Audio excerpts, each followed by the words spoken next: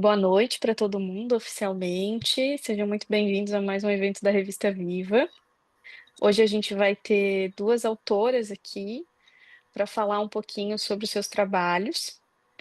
A Revista Viva é um evento onde a gente divulga tudo aquilo que é produzido, né, dentro da Revista Brasileira de Psicodrama.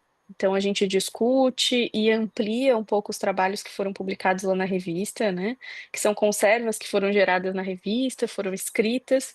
E aí é importante para a gente ter essa troca, tanto para nós leitores, enfim, entendemos um pouquinho o que estava passando na vida do autor, como que foi a escrita, como que foi o processo da pesquisa ou do desenvolvimento de determinado trabalho, e isso ajuda bastante na construção daquilo que a gente entende como psicodrama, né, como socionomia. Então, hoje a gente vai ter a direção do Leandro, e ele que vai coordenar o nosso encontro. Então, Leandro, eu te passo a palavra, e aí, a partir de agora, você quem manda aqui, tá bom?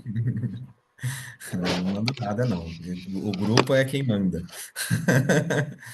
Mas legal, obrigado, Gabi, aí pelo convite também. Bom, tenho uma honra muito grande até de poder dirigir esse encontro via a revista Viva em si, né? Os encontros da revista Viva nascerem.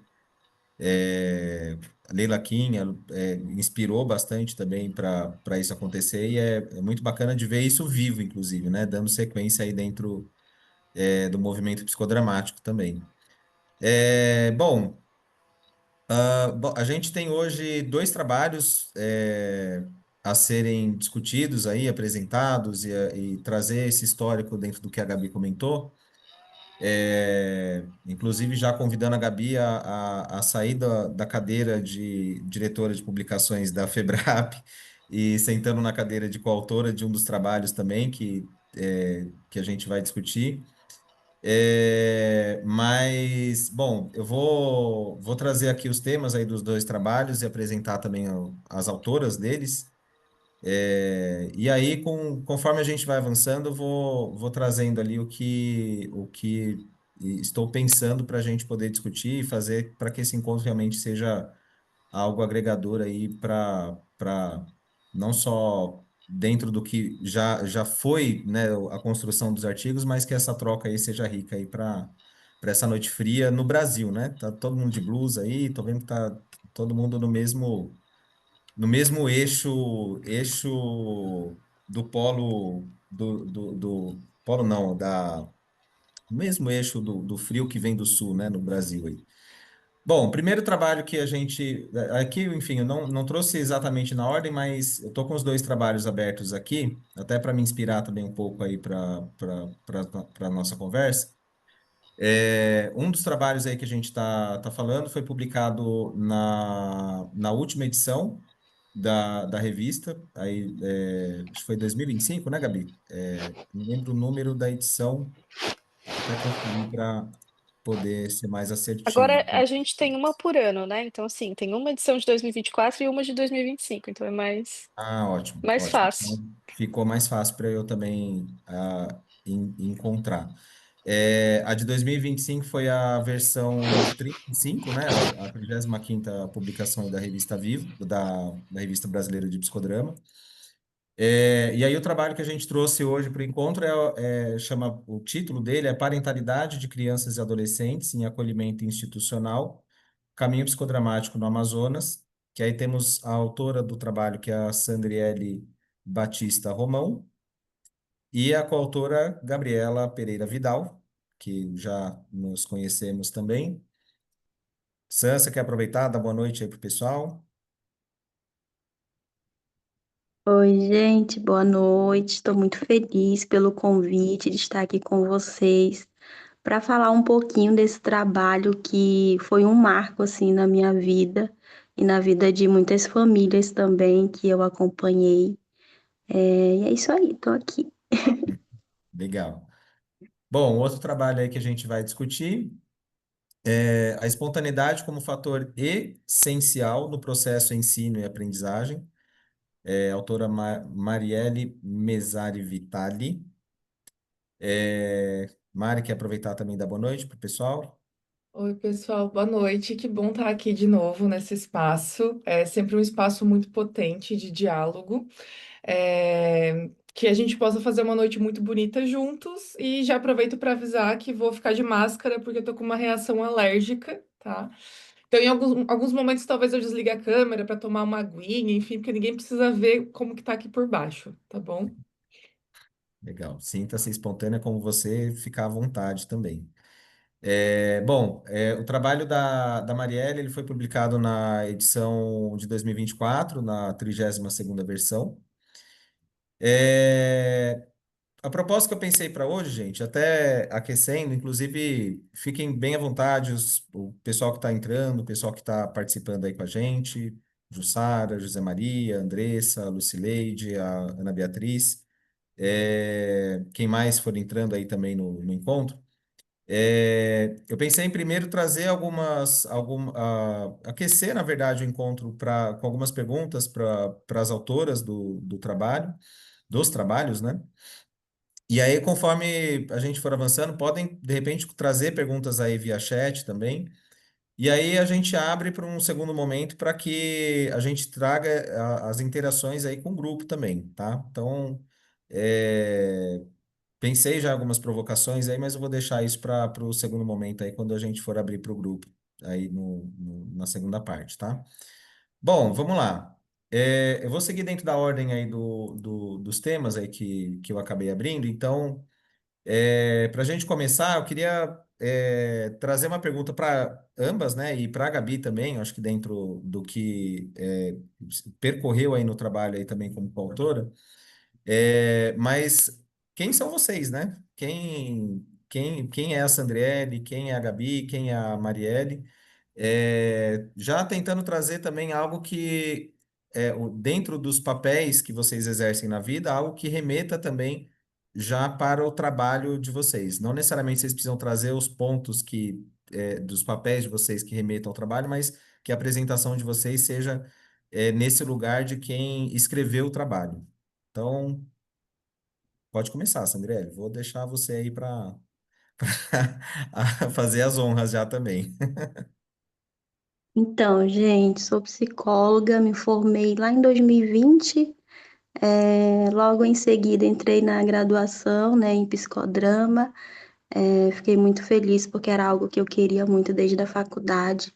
Eu sou lá do Amazonas, do interior, que se chama Manacapuru. É um município bem pequeno, e eu comecei a atuar lá como psicóloga. Passei por várias áreas, como assistência social, o CRAS, o CREAS, Associação de Crianças e Adolescentes com Deficiência. E logo em seguida eu atuei na Defensoria Pública do Polo Rio Negro e Solimões, lá em Manacapuru. Foram 2 anos de atuação e foi daí que surgiu, né, essa pesquisa com um grupo de pais que já existia dentro ali na Defensoria Pública. E aí, na minha formação, né, do psicodrama, eu coloquei ali o tema da pesquisa, da monografia, e a Gabi, ela escolheu o tema por já ter ali, já conhecer, né, do acolhimento institucional, e aí, que bom que ela me escolheu, porque eu sou muito fã dela, de todo o trabalho. Eu acompanho a Gabi, os artigos, eu leio tudo sobre ela e eu fiquei muito feliz e, ao mesmo tempo, ansiosa com tudo que a gente ia viver. E além de todos os desafios, né, os dilemas que eu tenho para poder escrever, enfim, a gente vai conversar sobre isso. Mas eu acredito que é em cima disso a pergunta, né? Sim, com certeza. Muito bom. Muito bom. Já Aí hoje trouxe uma. eu moro em Joinville, eu estou em Santa Catarina, vim ampliar mais o meu olhar profissional também. E eu atuo hoje com crianças e adolescentes atípicos, no Espaço Júnior. Eu tenho a oportunidade de ser especialista lá como psicóloga e psicomotricista. E hoje eu estou realizando esse trabalho em que eu estou gostando muito, né? Conhecendo aqui o sul, pegando esse frio que eu estou morrendo, meu Deus do céu, porque no norte, né, é 50 graus. E aí, na semana que vem, eu vou estar lá no Amazonas. Sexta-feira que vem, eu já estou ansiosa para estar no Amazonas, porque é minha raiz, né? Da onde eu venho, e que bom poder estar voltando lá, para abraçar os meus. E é isso. Que bom poder fugir do frio também, né, Sam? Não vamos negar também, né? Que legal. Curiosidade, Manacapuru é uma cidade. Você falou que é uma cidade do interior do Amazonas. E é É um próximo de polo É um próximo de município, Manaus. uma região metropolitana, próximo de Manaus, fica a 90 quilômetros ali da capital. Ah, tá. Legal. É onde vive as comunidades ali mais ribeirinhas, pessoas ali que vivem, né, ali de agricultura, pescaria. Também tem várias empresas hoje surgindo. É isso. Muito bom. Gabi, você quer aproveitar o ensejo, já que estamos no mesmo trabalho? Acho que Posso? tudo bem. Bom, então, me apresentando do papel, eu sou psicóloga, né? E sou professora na formação e na pós-graduação de psicodrama aqui na Viver, em Santa Catarina. E aí a Sandri foi se eu não me engano, até foi a primeira turma completamente online que a gente teve, assim, né? Que foi bem a turma que começou na pandemia. E aí a Sandri participou dessa turma, assim, que foi uma turma que começou na pandemia, então começou online. E aí, depois a FEBRAP foi adaptando algumas coisas, né, colocando algumas normativas em relação a esse tipo de formação, e aí a Sandra teve a oportunidade de fazer algumas partes presenciais da formação dela, mas ela é um dos exemplos, para mim, da importância do online em alguns contextos, né, porque a gente não tem uma escola de formação federada no norte. Então, a formação da Sandri foi basicamente, boa parte dela foi remota, e aí teve esses momentos imersivos presenciais para ela ter a experiência presencial, né? Mas, então, foi uma aluna que eu conheci apenas remotamente, não conhecia a Sandri presencialmente, não estive no momento de imersão que ela teve. E, e ela, para mim, é um desses exemplos de pessoas que conseguiram fazer a formação e que, de alguma forma, alcançaram o psicodrama através do online, assim.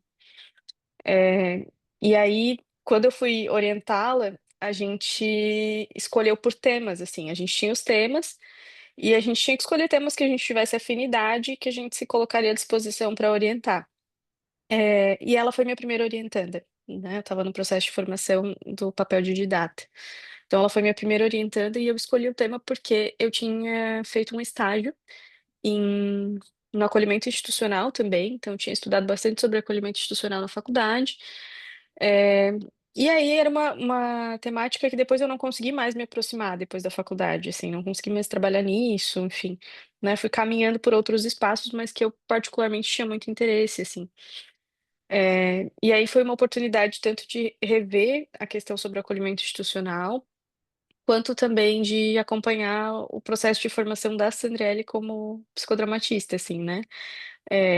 As intervenções que foi ela que planejou, eu dei poucos pitacos, assim, então ver que ela tinha realmente conseguido absorver bastante coisa do processo de formação, mesmo que fosse no contexto online, que era uma das dúvidas que a gente tinha muito na época, assim, início de pandemia, né? Como que vai ser essa formação? Será que esses alunos vão conseguir aprender a fazer psicodrama num contexto online e aplicar isso no presencial, né? Porque uma coisa é você fazer essa transposição, era uma coisa que a gente tinha dúvida se os alunos iam conseguir fazer.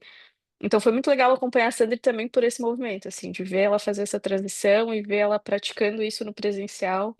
Foi muito legal, foi bem importante, assim, para o meu papel de psicodramatista também. E foi minha primeira orientanda, e aí eu também tenho um carinho muito especial por ela, né? Por ver ela conseguir fazer a pesquisa que era o sonho dela também foi uma coisa muito importante. Acho Legal. que é isso. Legal. Muito bom.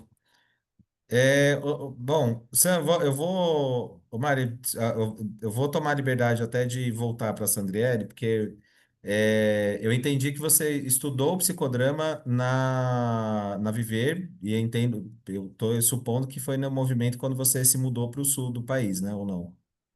Foi lá de Não, Manaus? foi lá de Manaus.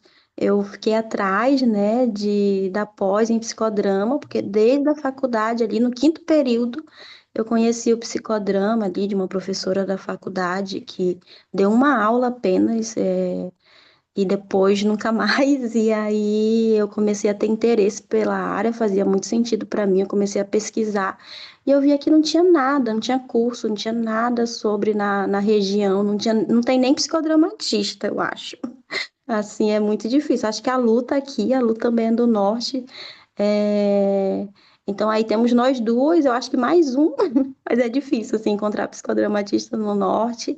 E aí eu fui pesquisar na internet, eu encontrei no Instagram a Viver e comecei a pesquisar muito sobre a escola. E que bom que eu encontrei e que foi possível aí fazer psicodrama online.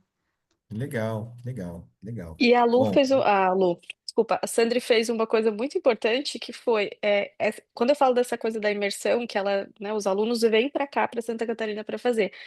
A Sandriele levou um evento da Viver para lá, Ah, né? sim.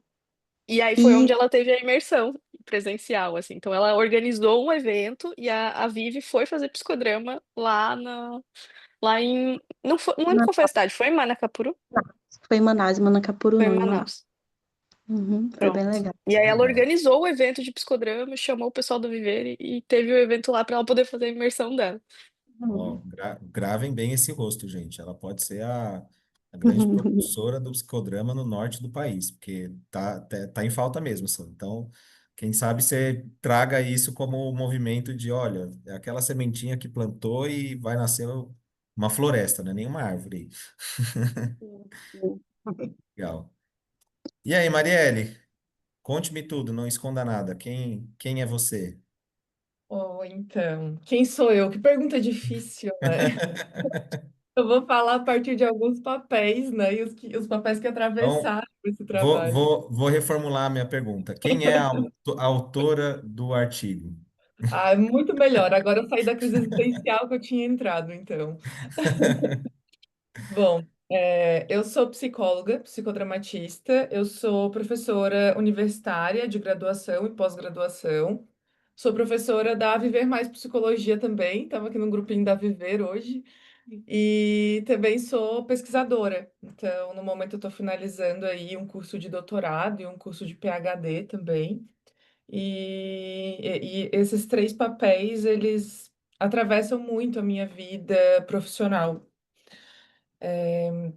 E aí, pensando nesses três papéis que me acompanham já há alguns anos, enquanto eu estava finalizando o meu curso de formação em psicodrama nível 3 supervisora, Gabi, foi quando? A gente cursou juntas, foi em 2023, 24 que a gente terminou?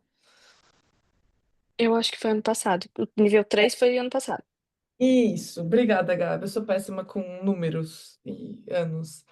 No começo do ano passado, nesse processo de finalização da especialização nível 3 em psicodrama, formação, a gente estava nesse processo de escrita de artigo para finalização. E eu já venho nesse papel de pesquisadora há algum tempo, assim como nesse papel de professora, de supervisora nos cursos de graduação, tanto na área social quanto na área da clínica, que são as duas áreas aí que eu tenho contato.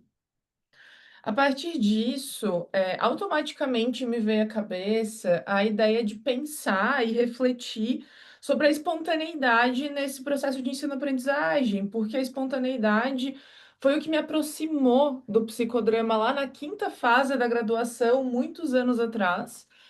Foi o que me aproximou do psicodrama, foi o que me fez me interessar, foi o que me fez participar de grupos de teatro espontâneo e estudar mais sobre o psicodrama e vivenciar o psicodrama. Então, ao longo desses anos, ao longo do nível um, do nível 2, eu sempre escrevi, pesquisei sobre a espontaneidade, mas nunca voltado para esses meus papéis profissionais, sempre voltado para uma área muito clínica ou área social, mas nunca olhando para essa questão do ensino-aprendizagem. Então, isso me estimulou a olhar para isso, a parar com calma e refletir sobre as minhas experiências na docência, na orientação de estágios, na supervisão de casos clínicos, na na orientação de pesquisas acadêmicas e tentar olhar para essas conservas culturais, as conservas cristalizadas e para o processo de espontaneidade aí nesse contexto.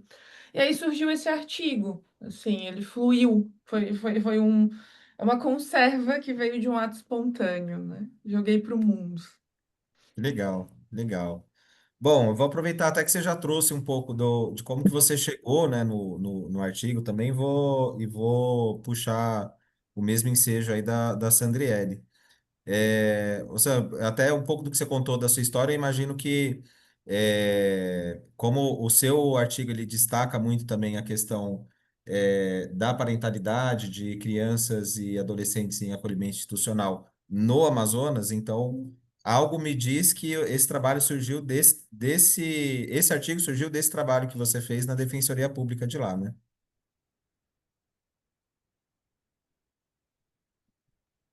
Sim, exatamente. Eu já atuava com as famílias, a Defensoria Pública ali composta por mim, uma assistente social, uma pedagoga, a defensora da infância e juventude, a gente já atuava com essas famílias, já tinha um grupo de apoio para ajudar esses pais com mecanismos ali de proteção, né? Eles entenderem sobre os seus direitos, os seus deveres, e a partir desse grupo foi quando surgiu mais esse grupo do psicodrama, no caso da pesquisa, né? Em que eu levei eles ali para no contexto clínico, né? É, enfim, foi a partir daí. Legal. E aí eram famílias que você tinha um trabalho como defensora pública e como psicóloga, né, da Defensoria Pública, na verdade. É uma equipe multidisciplinar, né? A Defensoria Pública tem várias áreas ali de civil, infância e juventude, criminal, família. E a área que eu mais atuava enquanto psicóloga era a infância e juventude, por ser uma demanda muito grande. Então, isso para mim era uma inquietação também, uma indignação, por ser um município tão pequeno e ver tantas crianças acolhidas. E ali, conversando com a defensora pública, ali excelente, e me ajudou bastante ali, eu conhecendo mais sobre as leis. Então, a gente conversava do que a gente poderia fazer enquanto rede, né, de serviço, em unir essas redes de serviços para ajudar essas famílias que estão em vulnerabilidade social. Né? É preciso todo um trabalho aí conjunto, multidisciplinar, para fortalecer, né, essas famílias, porque são famílias que não são vistas, que não são, que não são olhadas, famílias que estão gritando por socorro e muitas das vezes a gente sabe que as redes de serviço elas falham e falham bastante. Então, enquanto profissional e principalmente né, na área da psicologia, né, trazendo esse olhar ali para a área jurídica, ali, né, para a gente fazer o relatório, a gente fazia visita domiciliar e fazia ali todo o contexto social, cultural, enfim, e encaminhava esses relatórios ali para a juíza, né, para ela olhar esse outro lado também, porque eles só viam que tinha acontecido uma violência, né? O acolhimento institucional ele acontece em razão ali, né, de uma violência, de uma negligência, e a gente trazia um olhar integrado ali da família, né, do que de fato tinha acontecido. Caramba, legal.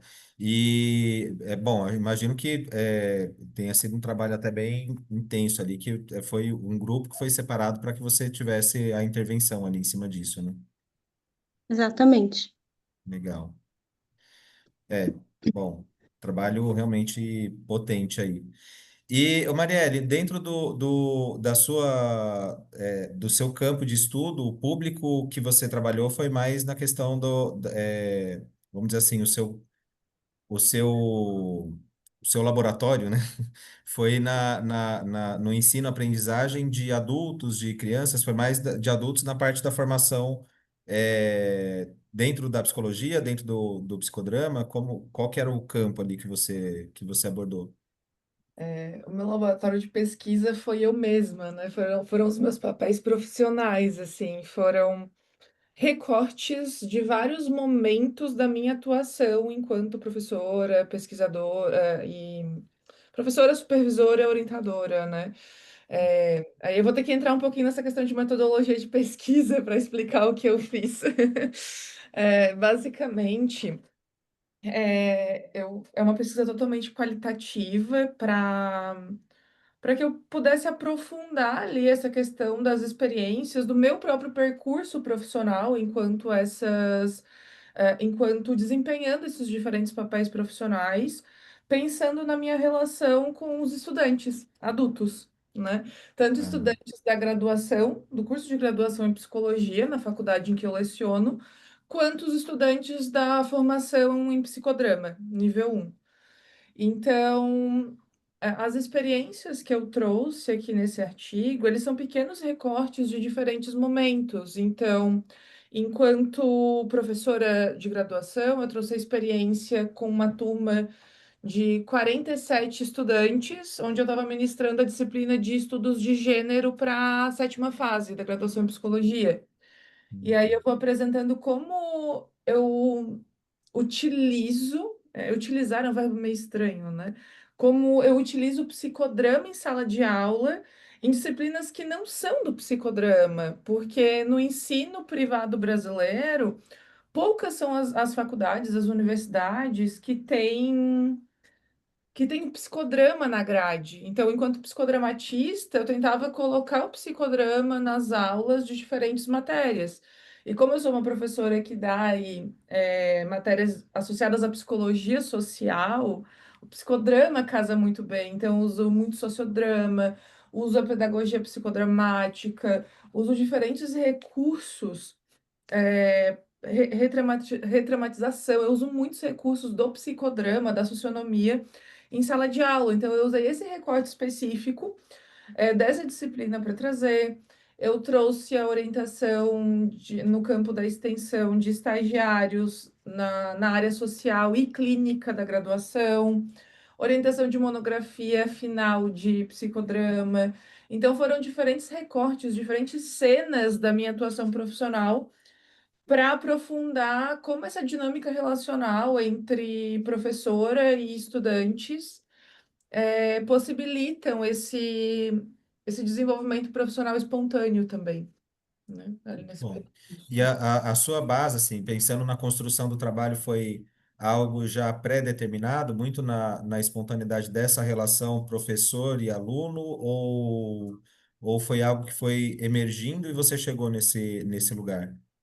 É algo que É claro que enquanto psicodramatista há muitos anos, o psicodrama não é só um recurso de trabalho, né? Ele guia as minhas relações da vida de uma forma geral, né? A gente, quando psicodramatista, sabe como que é o nosso Eu, olhar eu, para o mundo, né? eu brinco que é quase que a minha religião, assim. Qual religião que você segue? Eu falo, eu sou psicodramatista. Exatamente, então é nesse sentido, assim, né? É óbvio que eu acabei aprofundando muito mais o olhar na medida em que eu optei por escrever sobre isso, então algumas nuances eu não havia percebido antes, mas é algo que já está aí presente na minha prática, na prática profissional e na minha vida pessoal, assim, o olhar a partir da espontaneidade, enfim, para as relações do vínculo, para os vínculos que eu tenho, assim. Então é as duas coisas.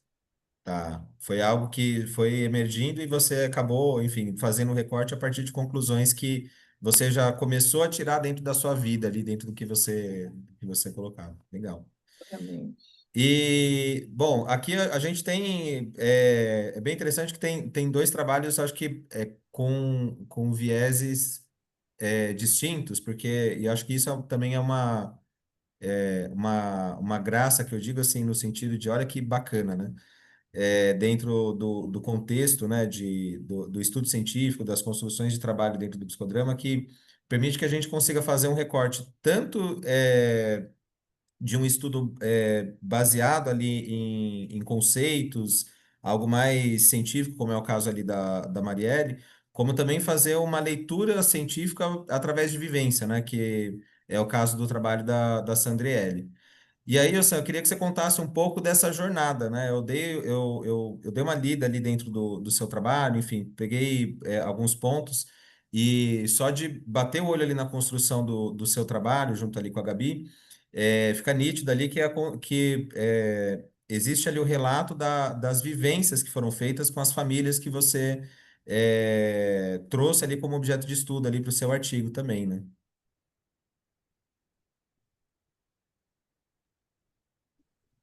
Então, nossa, até hoje eu lembro de cada caso. Na verdade, até hoje, a defensora pública, mesmo eu não estando lá, ela faz questão de enviar mensagem para dizer que tal criança foi desacolhida, para agradecer todo o trabalho que foi feito, que as famílias lembram de mim até hoje, dos encontros. Então, isso para mim foi e é uma grande conquista, né? É, não é um território nada fácil e muitos não querem entrar, né, nesses territórios que são.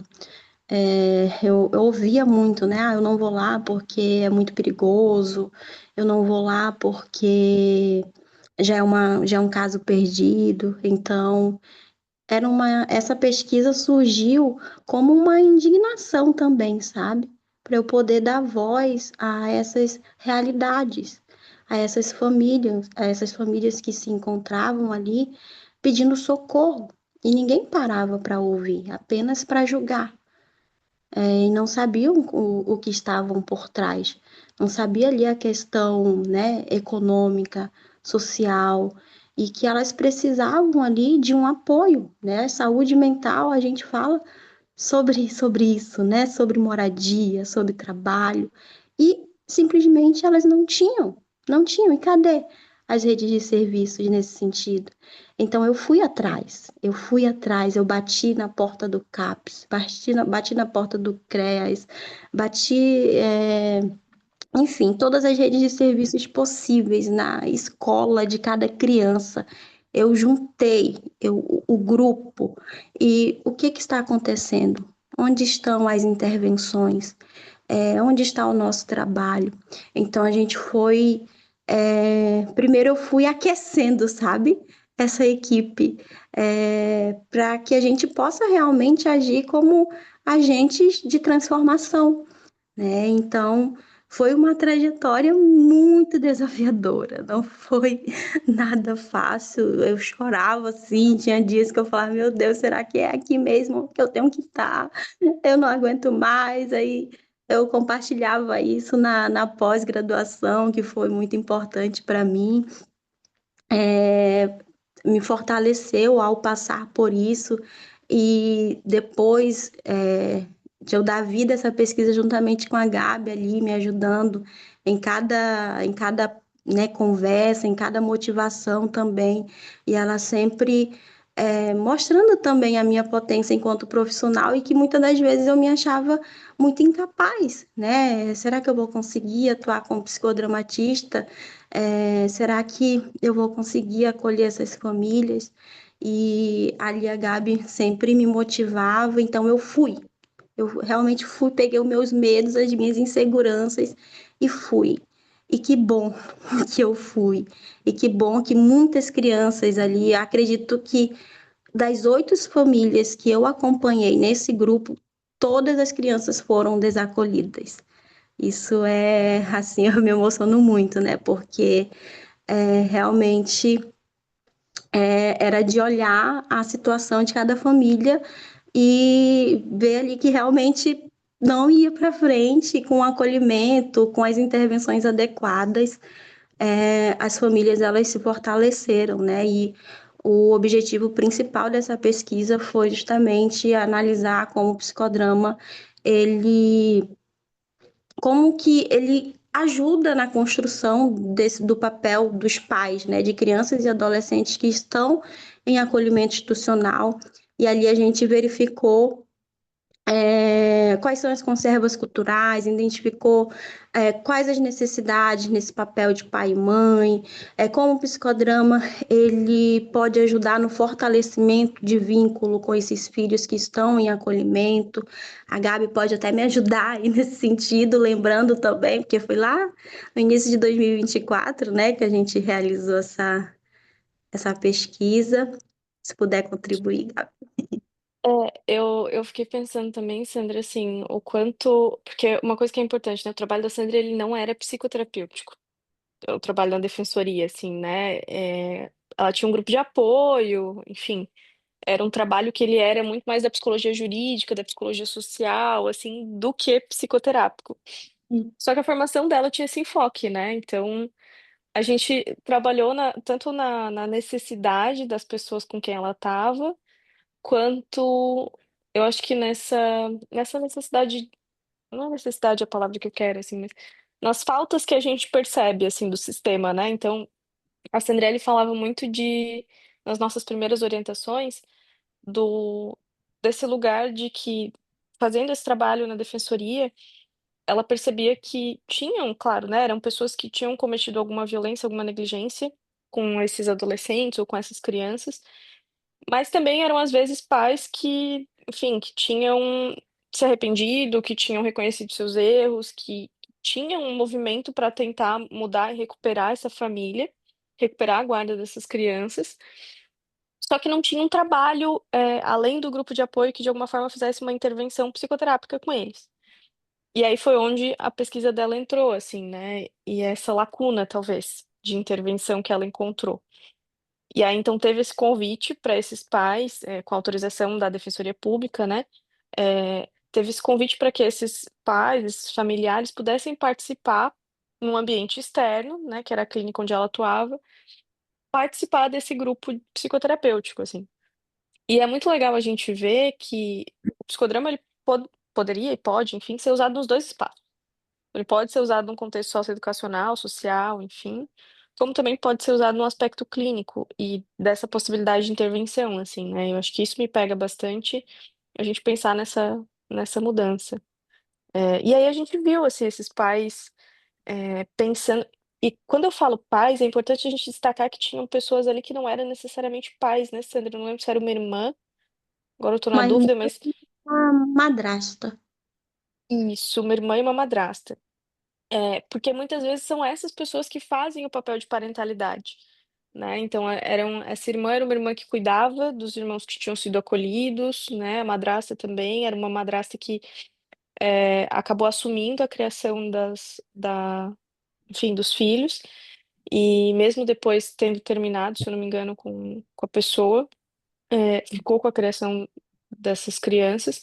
Então, esse contexto de a gente até pensou muito na palavra que usava, assim, né? Porque é uma parentalidade, mas é uma parentalidade que não é a tradicional também, né? Então, foi um desafio bastante grande fazer a pesquisa e escrever a pesquisa também, assim, né? Porque é um assunto muito difícil. E quando eu lia os relatos, eu pensava tanto no difícil que tinha sido da Sandrelli manejar algumas cenas, como o difícil que era a situação em si, assim, né? É um tema muito delicado, assim.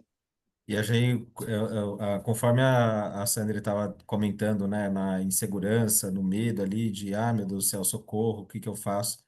Gabi, você nem passou por isso também, né? Que era a sua primeira orientanda? É verdade, imagina, olha só. Como É, foi essa experiência também de ter sido a primeira orientanda? Que a Sandriele não sabe do que você passou desse trabalho eu acho que também? ela até sabe, assim, porque eu já partilhei com ela em outros espaços, né? Mas, enfim, tem muita insegurança e eu acho que amarra um pouco com o que a Marielle estava falando dos nossos papéis, assim, né? Uhum. Porque às vezes eu digo para os pacientes na clínica, enfim, que a gente aprende a ser mãe, aprende a ser pai com base no nosso papel de filho, né? E da mesma forma, eu acho que eu aprendi a ser orientadora com base no meu papel de orientanda. Então, eu pensava muito naquilo que eu tive, daquilo que eu tive, né, como orientanda, o que tinha me ajudado, o que tinha sido mais difícil, e eu tentei muito, e tento, enfim, todos os dias nesse papel ainda, fazer com que a orientação ela seja o mais leve possível para mim e para as pessoas que eu estou orientando, assim, né? Mas, ao mesmo tempo, tem algumas coisas que precisam ser puxadas no sentido de normativa da instituição, de prazo, essas coisas, né? E até a Mas eu terminologia, como acho você comentou, né? Da questão do de nome que vai dar, conceito, conceito. assim, os conceitos que a gente vai usar, tem algumas coisas que são conservas mais rígidas, que a gente precisa pensar de uma forma um pouco mais estruturada, assim, né? Mas eu acho que o meu maior desafio com a Sandra era muito mais. Eu sei que para ela a maior dificuldade era a escrita, né? Mas para mim era meu maior desafio foi ajudar ela a não desistir, assim, né? A continuar no processo, puxar ela de volta, motivar ela.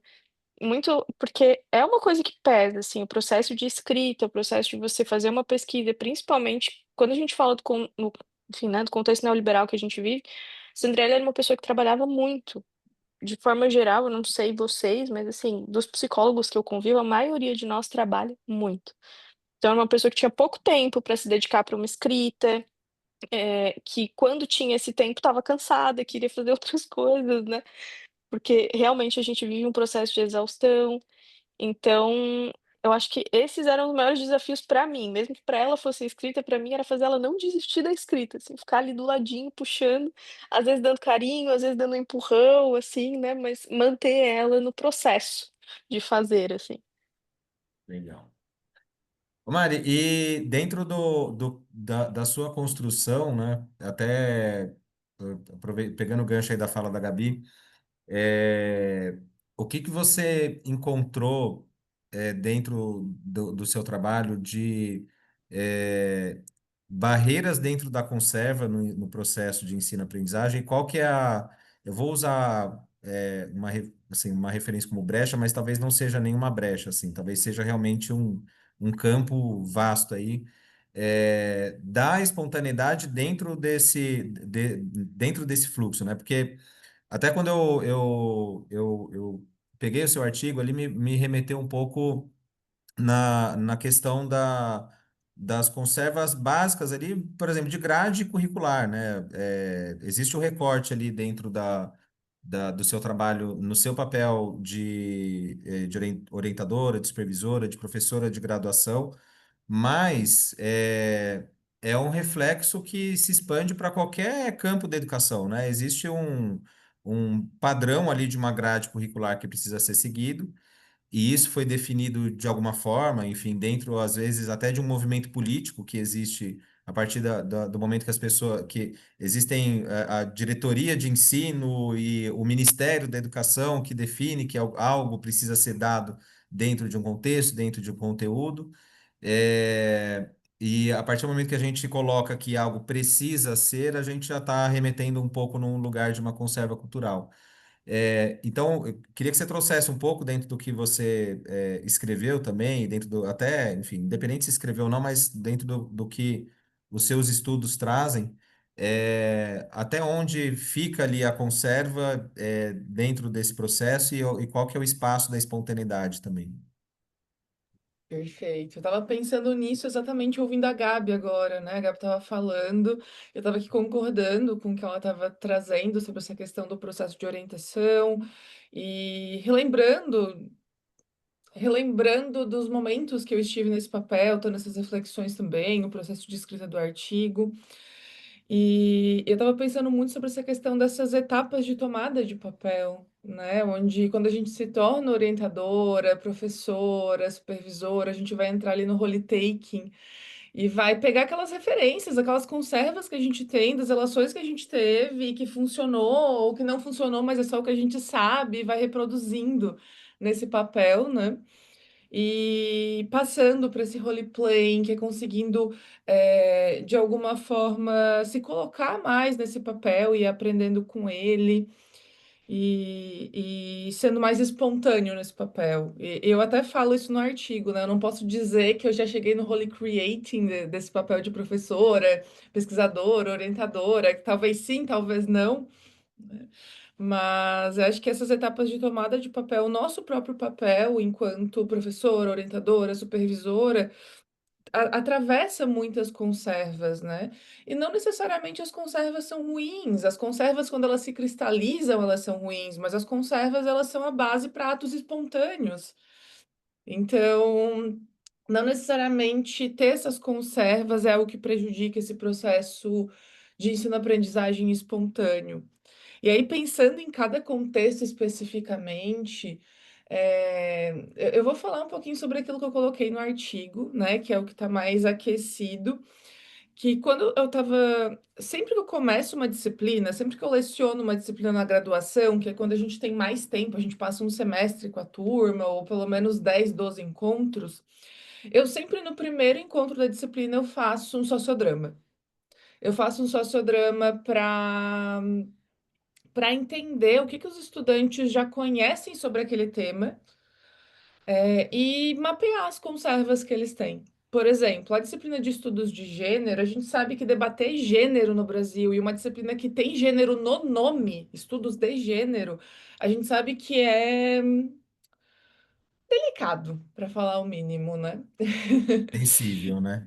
Exato, sensível. Então, e eu venho de um contexto, de uma realidade do sul catarinense, é o extremo sul catarinense. Então, é um lugar muito conservador, é um lugar muito sensível, vou usar essa palavra.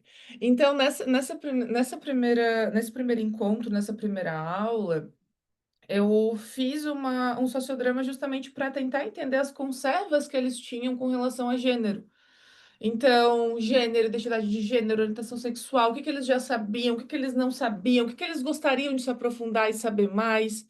E a partir disso, a partir das falas da própria turma, eu já fui conseguindo entender o olhar dessas pessoas que eu me acompanhar ali durante o semestre para esse tema e também proporcionar uma abertura maior ao tema para eles, para que eles não chegassem na disciplina fechados. Então, foi um aquecimento para a disciplina onde permitiu eles se conectarem tanto com a turma, quanto comigo enquanto professora, quanto com o aqui e agora, aquele momento que eles se encontravam na graduação, e estarem mais dispostos a olhar para suas próprias conservas e repensar elas, talvez, né?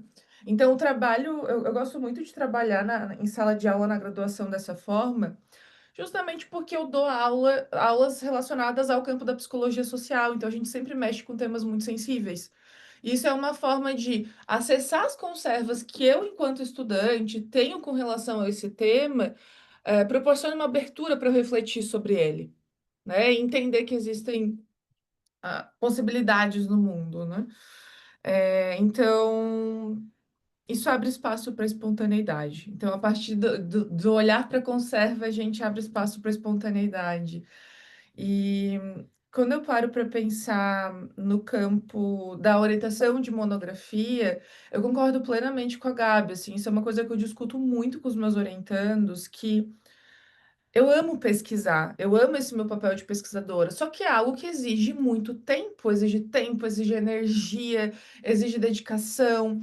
A pesquisa, ela tem várias conservas, né? Então, a gente precisa ter algumas informações que precisam ter na introdução, na metodologia. Existem aspectos que transpassam diferentes formas de pesquisar.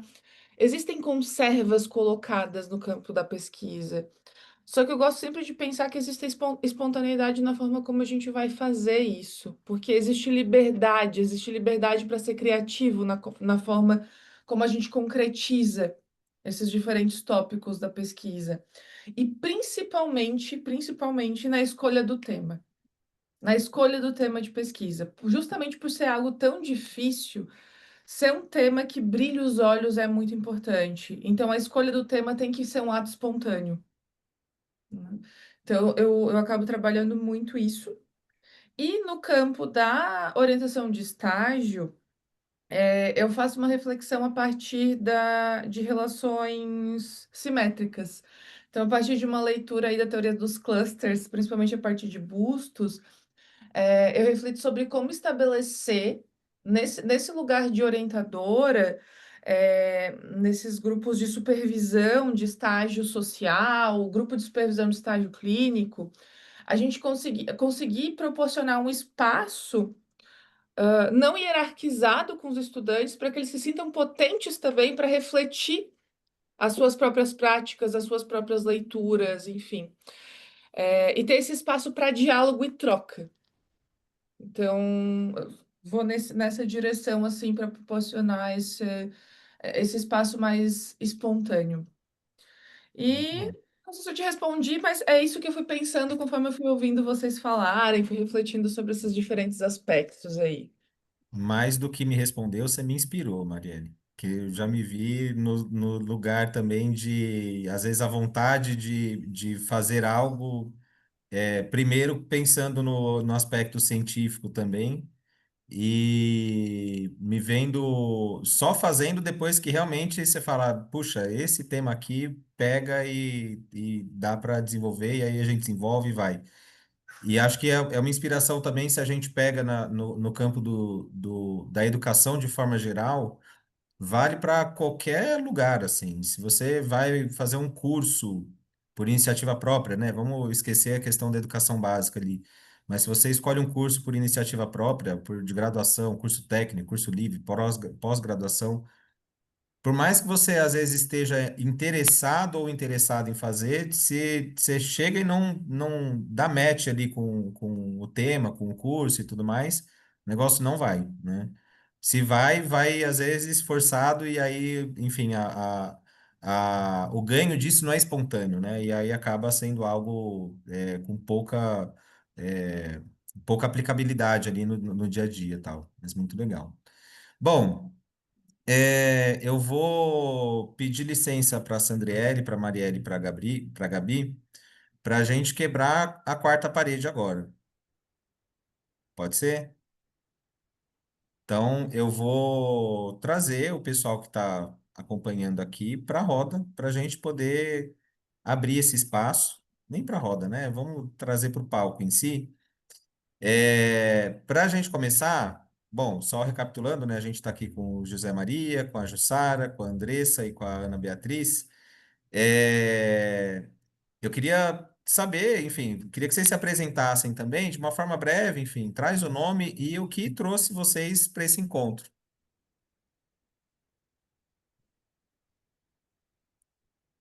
Adoro essas coisas que a gente pega de surpresa. Ó, o fator espontâneo aí, ô Marielle. Podem trazer respostas espontâneas também, tá, gente? Bom, posso me apresentar? Por favor. Então, eu sou Jussara, sou de São José do Rio Preto, interior do estado de São Paulo. Não sei se vocês já conheciam o Instituto Rio Pretense de Psicodrama, né? Infelizmente, encerramos a atividade agora recentemente, né?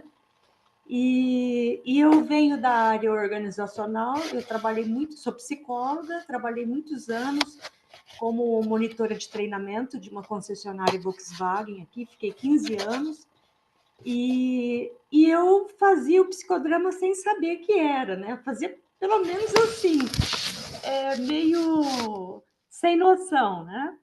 Porque eu era responsável por contratação, treinamento, e é o que vocês falavam, a Marielle, né, falou em relação à conserva cultural, que a partir da conserva cultural você buscou chegar na espontaneidade, né? E é o que eu fazia nesses treinamentos com os funcionários, né? O quebra-gelo, um aquecimento, utilizava muitos jogos dramáticos, né? E chegou um ponto da minha vida que eu comecei a pensar lá na frente. Eu falei, não vou ficar a vida inteira como funcionária, né? Vai chegar um ponto que eu vou me aposentar e eu quero fazer a minha transição para a clínica. Então, busquei a formação em psicodrama. Comecei a fazer o instituto e atender. E aí mesclei, né? Organizacional com clínica. Até 2015, quando eu fui dispensada da empresa, aí eu foquei na clínica, eu direcionei todos os meus conhecimentos ali, né? E atualmente eu me aposentei e hoje eu atendo, mas não com aquela necessidade tão grande de ter o meu ganha-pão através do meu trabalho. Né? Então, é um plus. Hoje eu busco meu trabalho, assim, no meu trabalho, mais a satisfação pessoal mesmo e de colocar em prática os conhecimentos que eu adquiri ao longo da vida. Né? Então, o objetivo de eu estar assistindo essa live hoje é acrescentar mais coisas, né? No meu viver, na minha experiência como psicóloga na clínica. Então, ampliar os conhecimentos mesmo. E como a gente ficou um pouco sem recurso aqui, Então, eu estou buscando fora, né? Eu peguei essa indicação, eu nem conhecia vocês, mas eu acredito que vai acrescentar bastante saber de temas bem diferentes, né? Bem diversificados aí, principalmente em relação a menina do norte, A Sandriele. a Sandriele. Então, muito interessante ter uma visão, né, de uma realidade tão distante da gente aqui, né? Tá Ok? bom. Legal, bem-vinda, Jussara. Obrigada. Bom,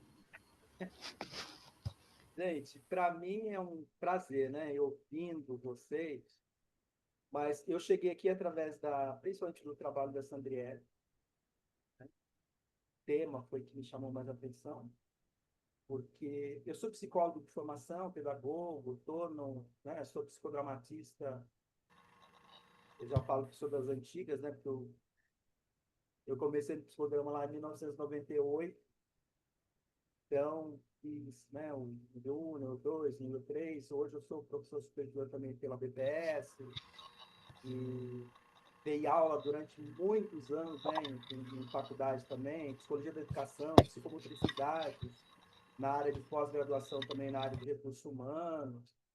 E então, quando a Marielle fala isso, né, me remeteu muito a algumas lembranças muito legais, porque desde o curso de formação, né, em psicologia da educação, eu já comecei a usar o psicodrama, porque foi na minha época de formação. Então eu aproveitei as minhas aulas para, né, para fazer a minha conclusão, e a partir daí não parei mais. Bom, sou da área de RH também, atendo em consultório, né, últimos anos aí online, mas tem uma história também voltada para o acolhimento, né? Eu comecei um trabalho com serviço de acolhimento lá em 2015, me tornei padrinho afetivo, me tornei pai por adoção, e o filho chegou em 2010, 2021, né? Chegou com 10 anos, hoje está com 14 anos. E esse tema, né? Quando a Sandra fala, me veio chiado lá do norte, né? A maneira de falar. Eu não conheço Manaus, mas conheço Belém, algumas cidades ali em entorno de alguns trabalhos que eu fui fazer, né? Com a Vale, né? Sobretudo com a Vale. E então essa coisa, né, de acolhimento é algo que me toca muito, né? Então quando a Sandriele fala, né, desse trabalho tão bonito, né, das crianças retornarem, né, para a família de origem, né? Eu sempre vejo exatamente uma das coisas que eu discuto muito no grupo de apoio à adoção é exatamente isso. Nós trabalhamos para que acabe, né, para que não exista, né, um serviço de acolhimento, que isso sai, né? E, e hoje, além disso, né, tem um trabalho voltado para a parte social que eu desenvolvo, né? Eu estou ligado a um grupo de apoio, o Acolher Mariporã, e o ano passado eu comecei um trabalho, né, utilizando a pedagogia psicodramática para desenvolver o papel na paternidade adotiva. Esse trabalho virou um artigo e eu apresentei para um congresso internacional na Universidade Federal do ABC, aqui em São Paulo, né, em São Bernardo. E agora, no mês de agosto, né, ele foi aceito. Agora, no mês de agosto, eu devo estar lá falando sobre esse trabalho, né, desse acompanhamento aí com 115 pessoas, né, nesse papel, né, de pai, né, ligado à adoção.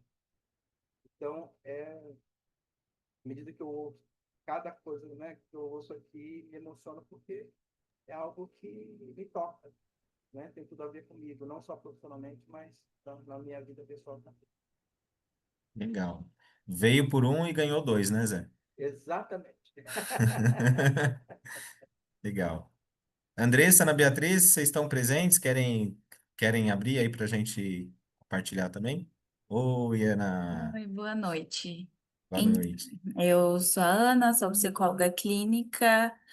Meu objetivo em estar aqui hoje é aprender até conseguir me sentir preparada para iniciar a formação de nível 1. Então, eu quero absorver, né, o máximo que eu conseguir. Legal. Você já está na formação ou está se Não, ainda não aquecendo estou me para? sentindo preparada, estou me aquecendo. Ah, que isso. Ó, nasceu, está prestes a se formar ou formada, já está preparada. O restante é o que vem pela frente. Tá Se é bom. o tema que te instiga, aí vamos usar o que a gente estava falando, né, Marielle? Se te instiga, vai, porque o que precisa é só isso. A não ser, claro, né? Aí a gente tem outros tipos de preparo, financeiro, de tempo, aí são outras condições também que Sim, aí eu sim. te entendo.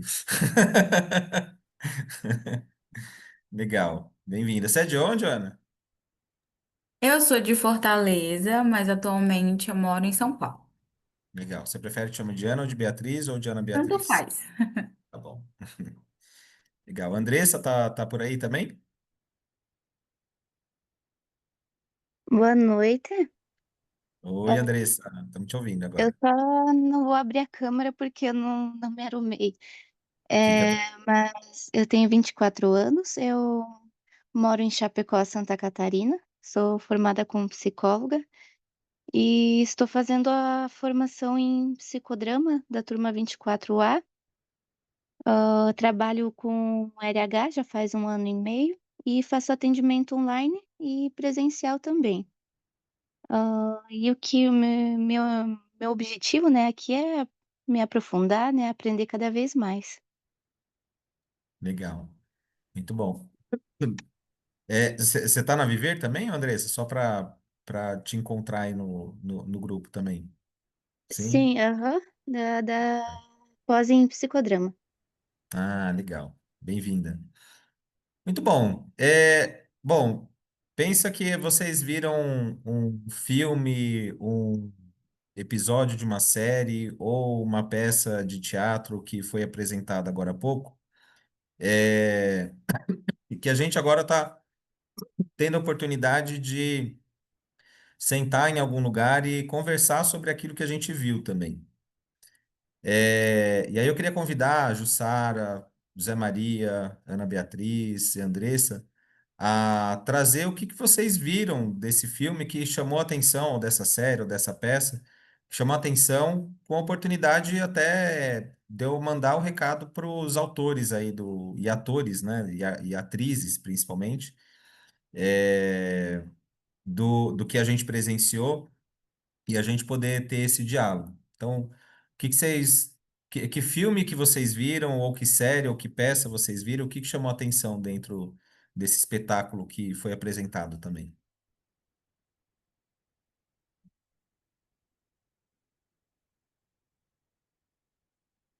Tá no mudo, Jussara?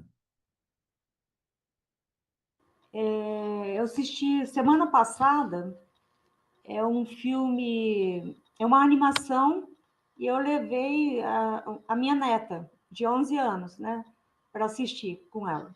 Chama Hélio, não sei se vocês já assistiram. Não. É a história de um meninozinho de uns 7, 8 anos. Ele, ele perdeu os pais, né, os pais astronautas, e ele está sendo criado por uma tia. E ele sente que ele é um peso para essa tia. A tia é astronauta. E aí ele quer ser abduzido. Então ele começa a mandar mensagens para os seres extraterrestres, e ele vai, até que ele consegue. Aí ele vai por um outro planeta, né? E o que me chamou mais atenção no desfecho é que lá ele chega se colocando como um líder. E, e eles não sabem o que é um adulto ou criança, eles não percebem que ele é uma criança. E aí eles colocam ele para lutar, para brigar pelo reino, mas ele tinha que derrotar um inimigo, que era um cara que era muito violento, cheio de tentáculos, né? E aí ele chega nesse outro planeta vizinho, desse mal, malévolo, esse cara mal, e ele acaba se tornando um prisioneiro. E ele encontra o filho desse cara, que era mal, que era um meninozinho, tipo um casulo, um casulinho, que ele não queria se transformar naquele ser repugnante que era o pai. E ele falou pro menininho, ele falou assim que eu crescer, o meu pai vai me colocar aquela armadura para me tornar uma pessoa igual a ele, para matar as pessoas, né? E aí no final tem uma cena que esse casulinho, esse menininho, ele quase perde a vida e o pai tira toda aquela roupagem pesada, se desnuda, fica só com o corpo dele e pega o filhinho e põe para aquecê-lo e fazer com que ele volte à vida. E aí, a partir daí, ele falou que o filho dele não precisava ser igual a ele. Aceitou que o filho dele não seguisse o mesmo pensamento e a mesma linhagem dele. Então, eu achei bonito o desfecho do, Legal. do filme.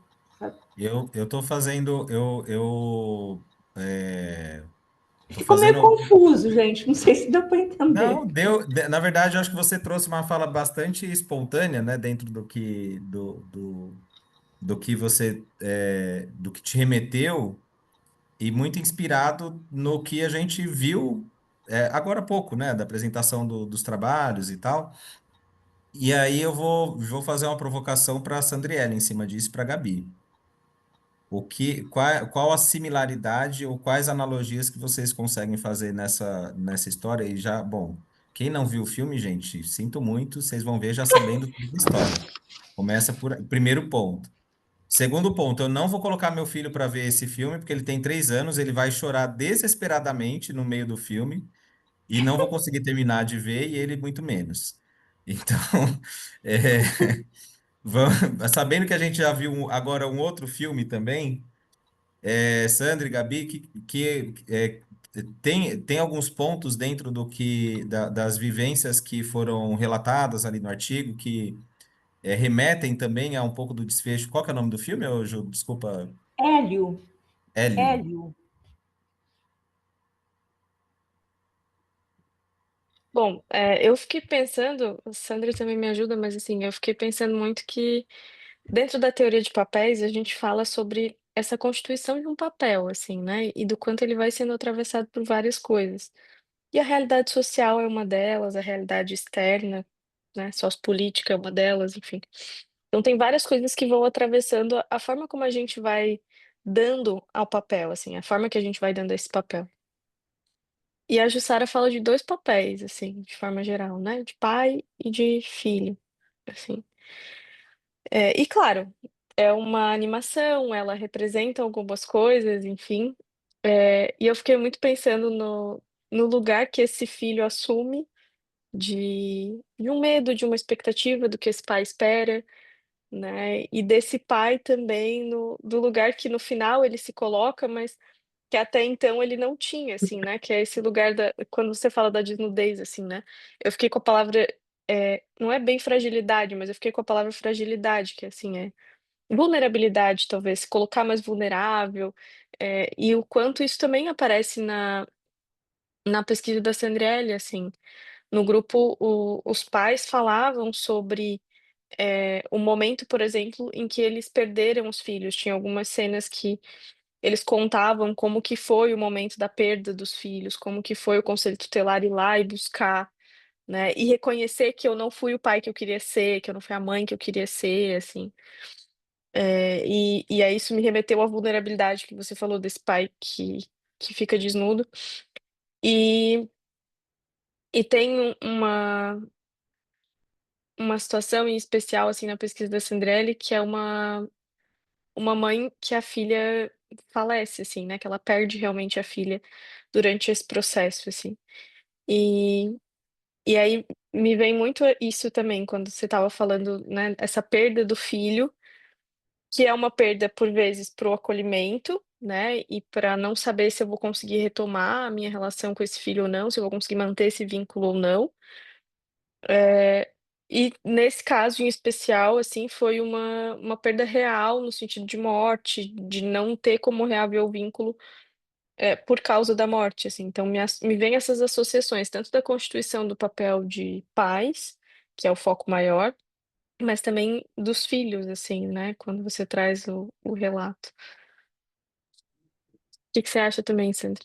O meu TDAH deu uma desviada ali no final do filme que a Jussara estava falando, mas assim, eu queria trazer um ponto também em relação que nas vivências, os pais, eles identificaram, né, as suas conservas culturais ali na maneira como eles foram criados também pelos seus próprios pais, né? Eles reproduziam ali a violência, falas, eu apanhei e não morri, por que que eu não posso fazer isso com meu filho, se eu tô aqui vivo, e cheio de traumas, né?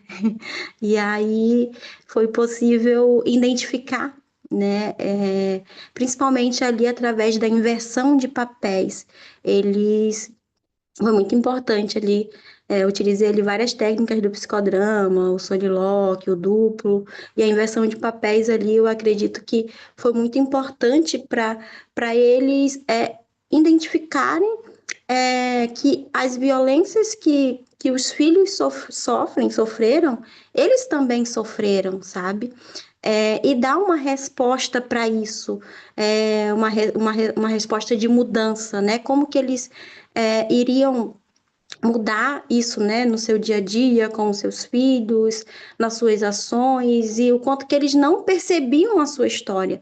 Então, as vivências ali foi muito importante para acolher esses pais e eles entenderem ali a sua história de vida e acolher essa criança também, que foi uma criança desprotegida, que foi uma criança que não foi cuidada, que não foi amada, e que era possível, sim, eles entregarem esse amor para os seus filhos, dar uma resposta adequada, né, a essa situação ali, naquilo que era possível é, dentro da realidade ali de cada um, né? Então, foi lindo de ver eles se percebendo, acolhendo a sua história e falando, nossa, eu tô muito ansioso para ir visitar o meu filho lá no acolhimento, para entregar a pulseira, porque um dos encontros a gente fez uma pulseira para fortalecer ali o vínculo, né, nas visitas ao acolhimento. Então, eles foram entregar essa pulseira porque muitos eles não eram ativos nesse processo de visita, porque o acolhimento institucional ele gera muitos impactos, né, na criança e na família como um todo. Então, os pais vendo os seus filhos ali indo visitar e não voltando com a criança para casa, era um sofrimento muito grande. Eles choravam na frente da criança e muitas das vezes eles evitavam de realizar a visita. E ali eu fiz essa sessão ali, eles construindo a pulseira, entregando em uma das visitas para os seus filhos. Então, foi muito importante isso, eles se perceberem o quanto que esse gesto, né, é importante de entregar. Nossa, eu entreguei um presente para o meu filho, foi a primeira vez que eu entreguei algo para o meu filho. E como é gostoso essa sensação, e eles ficaram muito, muito felizes, sabe? Ali, eles falando sobre como é que foi depois o encontro com as crianças. Então, assim, foi muito importante ali para eles realmente agirem, né, com espontaneidade, dar uma resposta saudável para essa dor, para essa vulnerabilidade ali que eles estavam passando. Muito bom, muito bom. Bem profundo, inclusive. Sandra, agora eu vou sempre pensar em alguma ressalva para falar do seu trabalho, porque senão a capacidade de causar emoções aqui vai ser alta aí, muito forte. É, isso Mas, mesmo. Zé, Ana Beatriz, Andressa, o que que vocês viram agora há pouco com a apresentação do trabalho da Sandriele, da Gabi, da Marielle, e qual parte que cena do trabalho delas que deu destaque aí? Olha, vieram duas cenas, né, de filmes diferentes. E é interessante porque uma para Sandriele e outra para Marielle. A cena da Sandriele foi a cena, né, do Rei Leão, primeiro desenho do Rei Leão, quando acontece a morte do pai dele, né? Ocasionado pelo irmão malévolo lá, tal, né? Então, isso foi alguma coisa onde me veio muito a coisa do, né, a criança, né, vendo aquela cena da morte, uma morte que foi, né, e ao mesmo tempo o outro, né, me veio muito aquela ideia, o fechamento, né, como se fosse representado pela sociedade, sabe? O quanto a sociedade é responsável por esse processo. Então, isso foi que me bateu mais forte, né, associando com o trabalho da Sandriele. E da Marielle foi a cena do Sociedade dos Poetas Mortos, né, quando o professor entra, né, ele já a coisa de sala de aula, e aquela cena que para mim é extremamente significativa, que é quando eles sobem, né, nas carteiras, né, da escola e se manifesta, né, dando uma resposta totalmente diferente do que eles estavam acostumados a fazer, sabe? Então, me vem muito aquela coisa, nós, né, no papel de professores, supervisores, né, de quanto é importante criarmos ambientes saudáveis para proporcionar, né, para os nossos alunos essa possibilidade de construir coisas novas dentro de um ambiente, muitas vezes, sabe, com conservas aí, com a coisa da cristalização mesmo, entendeu? E então isso para mim foi o que bateu mais forte. Bom, Mari, você conhece essa cena? Lembra? Lembro vagamente, faz muitos anos que eu assisti esse filme, mas conforme ele foi falando, foi surgindo na minha cabeça. Muito bom. E, e o que você vê que tem alguma similaridade, algum recorte dentro da sua pesquisa que te remeteu também ou não? Eu acho que é exatamente isso que o José trouxe, assim, essa questão de subir nas carteiras, dar uma resposta diferente, uma resposta espontânea. O meu trabalho inteiro perpassa isso, sabe? Esse agir espontâneo. A Legal. partir de sintetizado. O José falou muito bem aí. Aliás, seu trabalho é um convite para quem subir na cadeira? Mais professores, mais alunos, ambos? Mais, Ou esquece, mais pro- esquece cadeira, vamos sentar todo mundo no chão, vamos para fora? Ai, eu sou uma desgraça, porque eu sou aquela clássica psicóloga que tudo depende. Depende, é tudo isso. Depende de quem tá lendo, depende do olhar de quem tá lendo. Pode ser um pouquinho de tudo isso. Legal. Muito bom. Ana, sobrou para você agora. A Andressa, ela teve que sair, então vamos seguir com o seu recorte aí. O que me chamou a atenção foi a construção dos papéis da Gabriela, da Sandriele, ali meio que um acompanhando o outro, um sendo um co-papel do outro.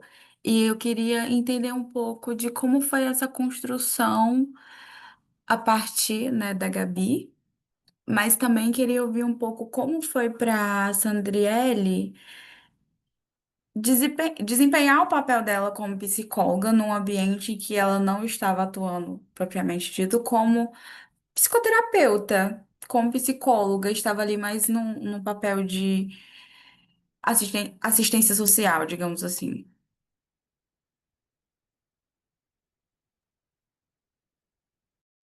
Podem falar, gente. Eu não sei se eu entendi, Ana. O que que você quer saber de mim? Eu entendi o que você quer saber da Sandra, mas eu não entendi o que você quer saber de mim. Como foi para você essa construção desse papel como supervisora dela e, né, ela sendo a sua primeira é, Tá. aluna e a partir disso, ao mesmo tempo, construir esse trabalho dentro dessas condições? Tá. Eu acho que assim, como eu falei um pouco antes, assim, eu sempre penso no contrapapel, né? E de novo, aquilo que o Leandro falou de psicodrama é minha religião, né? Minha bandeira. Eu penso o psicodrama na minha vida. Então, sempre que, por exemplo, eu tô incomodada, sei lá, meu marido, eu penso no que eu tô fazendo como esposa, sabe? Eu penso no contrapapel. Se eu tô incomodada com a minha mãe, eu penso no meu papel como filha, sabe? Eu tento me colocar nesse lugar. E aí, quando eu fui fazer o meu primeiro processo de orientação, que era orientar a Sandri, eu pensei no que eu quis e no que eu tive também, no que me fez falta e no que foi bom das orientações que eu tive, tanto na graduação quanto nas pós-graduações que eu fiz. Eh, e eu, assim, eu fui muito sortuda porque todas as orientadoras e um orientador que eu tive, que foi só um homem, todos foram, assim, ótimos para mim. Eu nunca tive grandes problemas com orientação, assim. É óbvio que sempre tem aquele momento em que a gente fica com um pouquinho de raiva do orientador, assim, porque ele vai lá e às vezes exclui um parágrafo que você ficou um tempão fazendo e você fica naquela crise existencial, assim, né? Mas eu nunca tive grandes questões com os meus orientadores, então eu tive muita sorte. Mas também, como eu falei, de todos os orientadores que eu tive, graduação, nas pós-graduações, no mestrado, agora no doutorado, a maioria eram mulheres, teve um homem. eh, Então, as características eram muito de cluster um assim, de forma geral. Teve uma ou 2 que eram mais cluster 2. E quando eu falo dos clusters, é uma teoria que a gente tem dentro do psicodrama, que fala sobre cluster um é o cuidado e acolhimento, o cluster 2 é mais limite e autonomia, e o cluster 3 é mais igualdade. E aí, também é um pouco do que a Marielle fala no trabalho dela, inclusive, mas, eu tento sempre permear eles, é a tentativa. Mas a gente tem uma tendência, como seres humanos, a ficar mais em um ou em outro, dependendo do nosso desenvolvimento também como pessoa. Então, eu sou muito cluster um e quando eu digo isso, assim, eu busco sempre uma coisa do acolhimento, do cuidado, que é um pouco do que eu tive mais com a Sandriele, assim, porque em muitos momentos a Sandri tinha momentos assim de: "Ai, Gabi, eu não vou conseguir, não vai dar certo, eu já fiz de tudo quanto é jeito e não deu". E aí a gente ia lá, se reunia com toda a paciência do mundo e fazia juntas de pouquinho, assim, né, ia, e funcionava. Mas porque muitas vezes ela entrava num processo de desespero. E aí eu volto para a ideia do cluster um, né, o que que é o acolhimento? É nesse momento que a pessoa está desesperada, você simplesmente está ali, sabe. Porque para mim aquilo que ela estava fazendo era uma coisa mais fácil, no sentido que eu já tinha feito muito, né, que era pesquisar, desenvolver trabalho, enfim. Então era mais fácil para mim fazer aquilo do que para ela, e aí o meu desespero era menor, né, não que ele não houvesse, ele existia, sempre existe, mas ele é menor. E aí é mais fácil de acolher o desespero do outro, assim, né.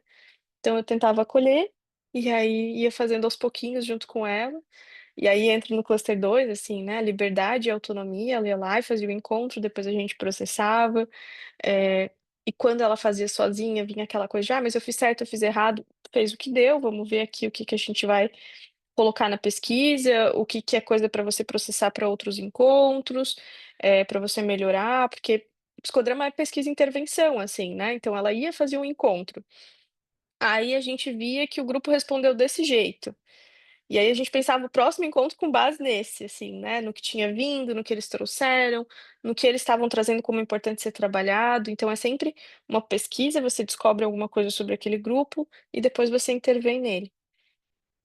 E eu acho que o cluster 3, que é essa coisa da igualdade, ele entra muito quando a gente se desespera junto, quando a gente se acolhe junto, quando a gente iguala os papéis, porque eu também sou psicóloga, né? Eu também sou psicodramatista, eu também sei o quanto em alguns momentos a gente fica sem reação diante de um grupo, né? Então, esse lugar também ele é importante para que a gente consiga, como orientador, não esquecer da angústia que é estar no outro papel, assim, essa coisa do contrapapel, né.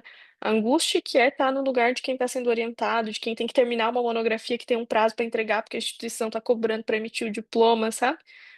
Então acho que a gente tenta perpassar eu tentei pelo menos, né, perpassar esses 3 clusters, para não ser a pessoa nem que puxa demais e briga demais e cobra demais, nem a pessoa que só diz: "Não, vai dar tudo certo", né, e simplesmente acolhe, mas não faz nada com aquilo.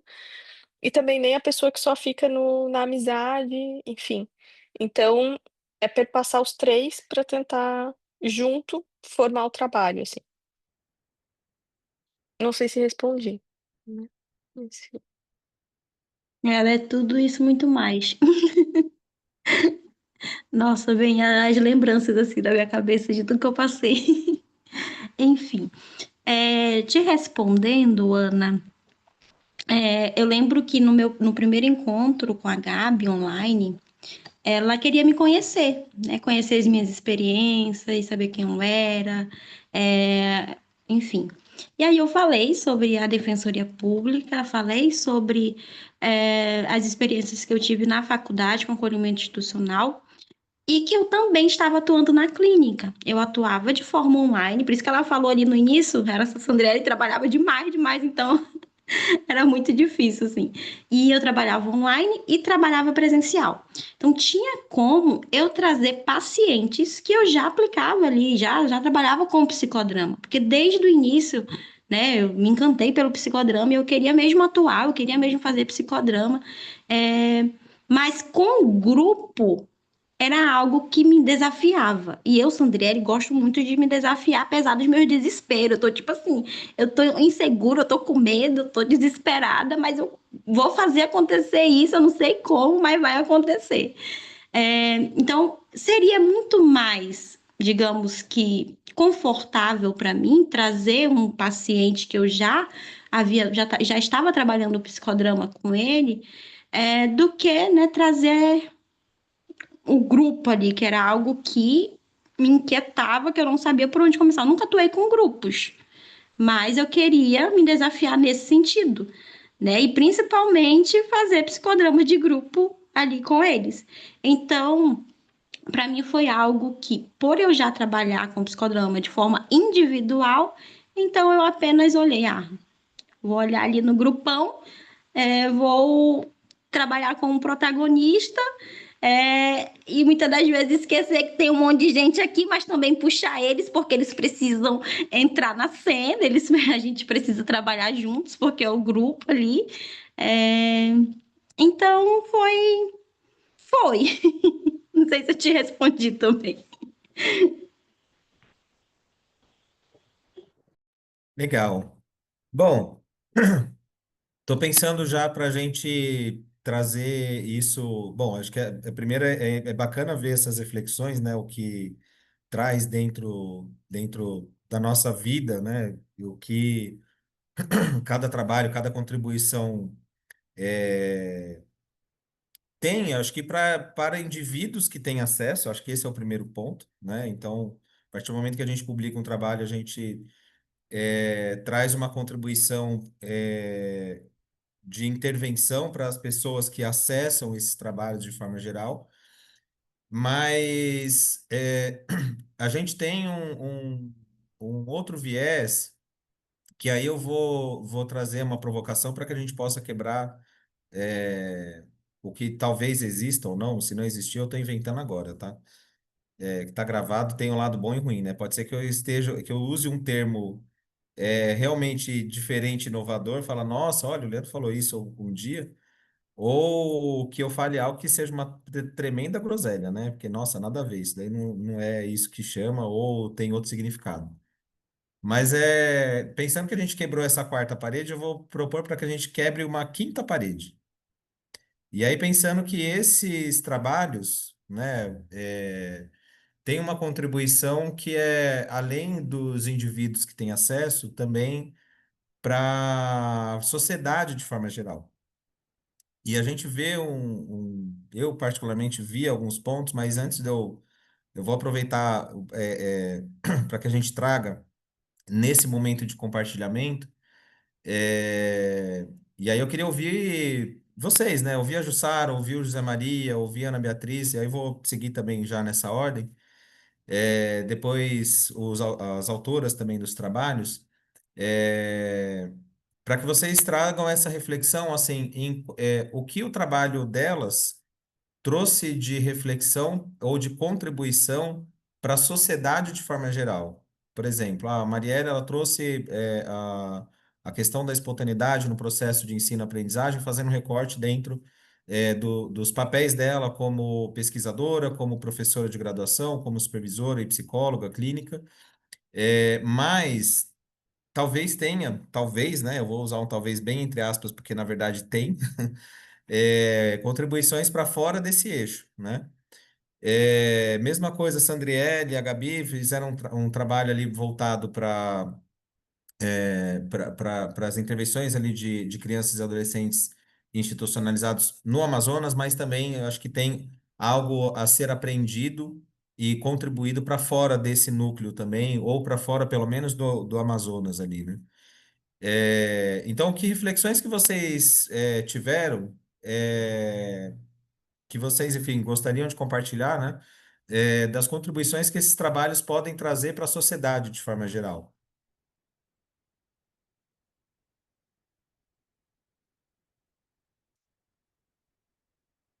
Podem começar, gente. Quem tiver inspirada e inspirado Bom, também. vamos lá, né? Ô Zé, a Jussara apontou que seu microfone estava um pouco baixo, não sei se consegue aproximar um pouco. Vamos lá, melhorou? Acho que está um pouquinho melhor. É.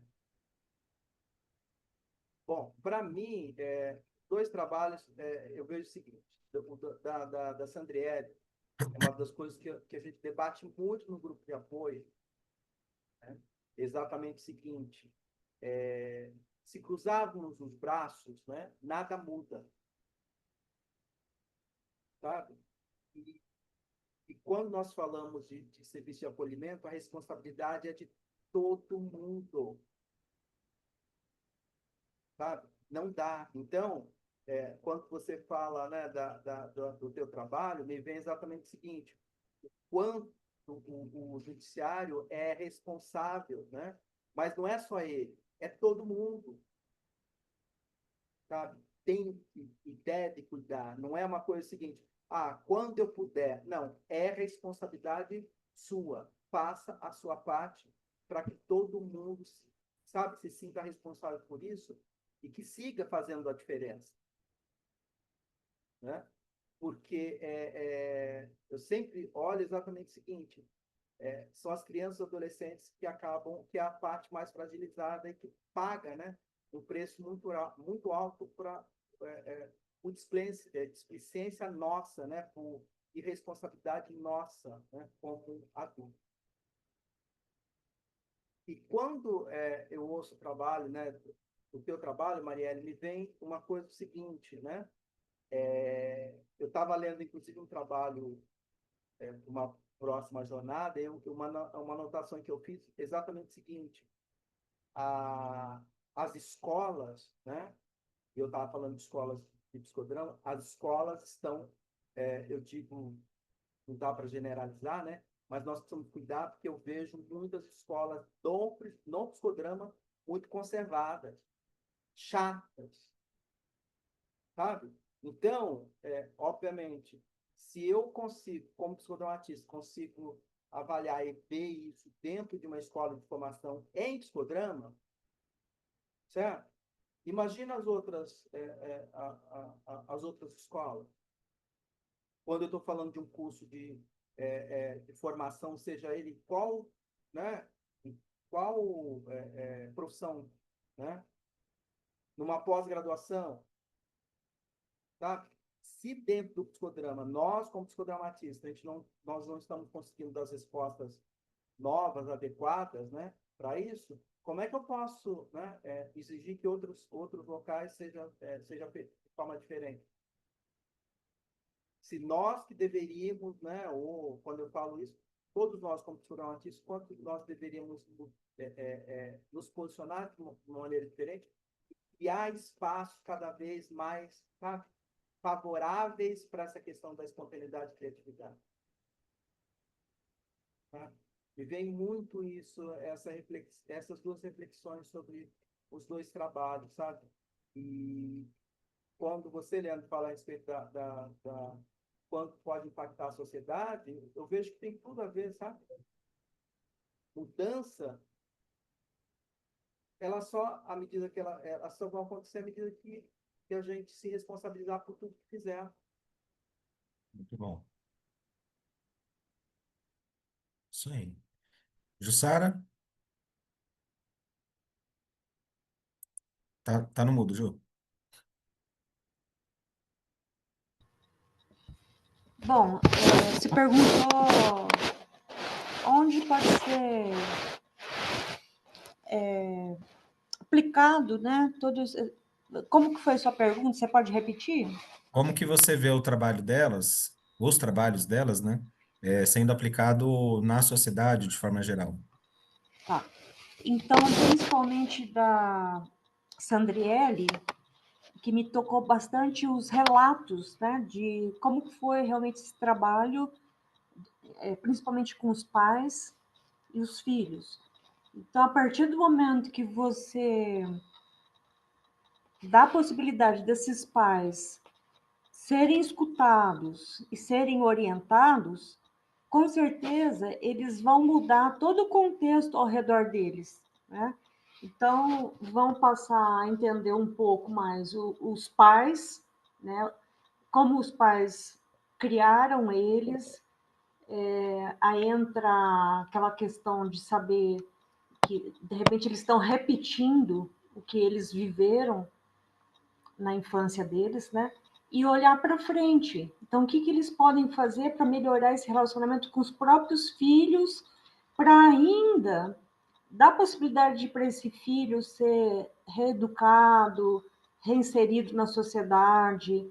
Então, eu acho que é uma possibilidade que ainda dá tempo de fazer muitas coisas, né? Por eles mesmos e pelos próprios filhos. Então, é restabelecer vínculo, ou estabelecer, né? Às vezes nem tinha muito vínculo.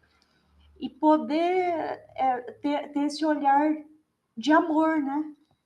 De amor, não ver só aquele filho como o filho rebelde, o filho bandido, o filho transgressor.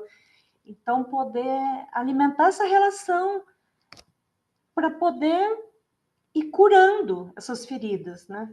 A sua própria ferida, que tá ali na sua frente, tá no seu filho. Você está se vendo no seu filho, né? Então, eu acredito muito nessa coisa da corrente, né? De você ir vendo que melhorou um pedacinho aqui, com certeza vai melhorar ao seu redor. Então, a pessoa vai melhorar como mãe, como pai, como trabalhador, como amigo, como tudo, né? Então, acho que é um trabalho muito rico, né, esse que é feito, de ainda ter tempo para fazer melhor, né? Bom. E o da Marielle, né? Da Marielle, que é sobre a espontaneidade. Então, hoje mesmo eu falei com uma paciente minha, que ela é uma menina de 20 anos, ela é universitária, e ela começou a fazer terapia faz um ano e meio comigo. Ela estava prestando vestibular, né?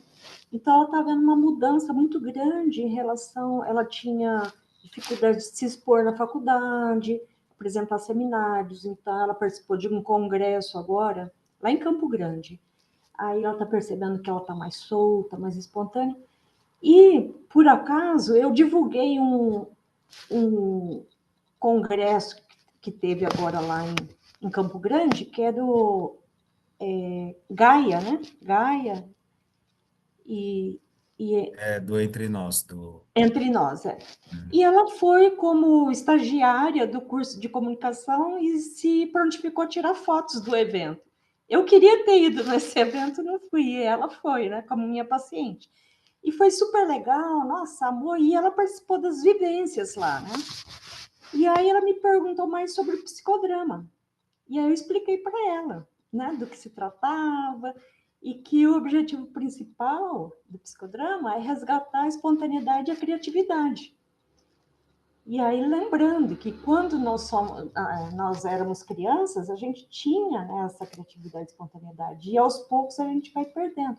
Então chega um momento que a gente precisa resgatar para se comunicar melhor, para lidar com os nossos sentimentos, com as nossas emoções, ser mais assertivo, saber dizer sim, saber dizer não. Então, acho que se resume nisso, né? O trabalho da Marielle também, né? É dar essa possibilidade para as pessoas resgatarem, né? O que já tinham ou se desenvolver a partir de agora, né? Então, seria isso que eu entendi. Não sei se deu para entender. Deu e também me inspirou. Legal. Para a Sandriele, para a Gabi e para a Marielle, eu queria fazer um convite para que vocês discorressem uma nova conclusão para o trabalho. Pensando que fosse uma conclusão mais visão geral, né? Uma conclusão para essa quinta parede, assim. O que que vocês concluíram do trabalho que foi feito como uma contribuição para a sociedade de forma geral, ou alguma ponte que vocês veem, enfim. Ou até mesmo, assim, desde quando vocês fizeram o trabalho para agora, a gente acaba tendo outras experiências também que pode gerar outras conclusões em cima disso.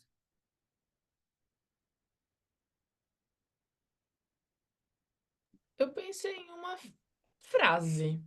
Fui Manda anotando lá. aqui e piscando. Eu pensei que a educação ela precisa ser transformadora. E para isso a gente precisa criar espaços espontâneos e criativos, porque ser espontâneo, criativo é ser saudável na sua existência no mundo.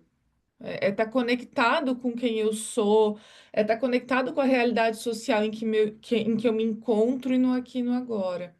Então a educação ela precisa ser transformadora.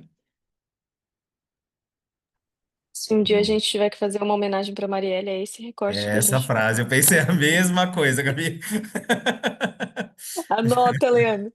Ah, Eu espero que não tão cedo, por favor, porque a homenagem era para não, Não, ti. mas pode ser tomara que seja homenagem uma de outras homenagem em vida. coisas. É, pode ser uma homenagem em vida. Por Tá bom, exemplo, então. lá no momento que você for homenageada na sua formação, entendeu?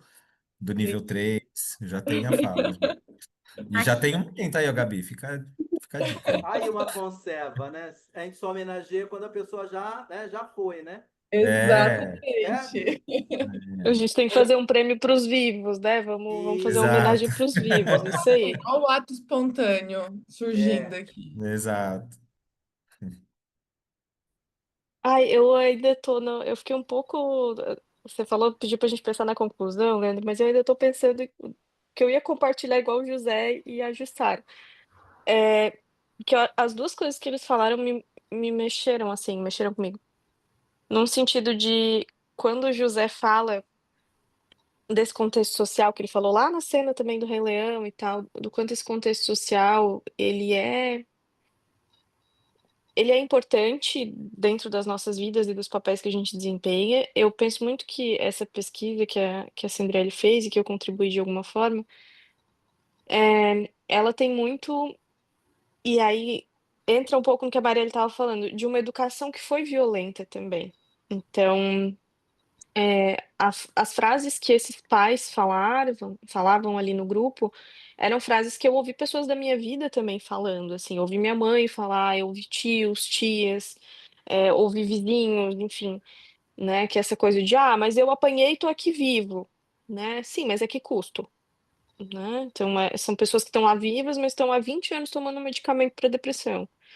né? Estão passando por sofrimentos N, assim. Então, eu fico muito pensando nesse impacto, e aí talvez eu não vou ter uma frase bonita como a da Mari, assim, então não vai ser essa que vai entrar para minha homenagem, mas eu fico muito pensando que a gente precisa pensar, quando a gente lida com a violência, que ela também é de alguma forma estrutural, né? Então a gente aprendeu a ser violento e por isso que hoje as pessoas falam: "Ah, mas na minha época isso não era bullying. Na minha época isso acontecia o tempo inteiro e ninguém fazia nada". Sim, não quer dizer que não fosse um problema, é só que a gente não reconhecia ainda o quanto isso era um problema.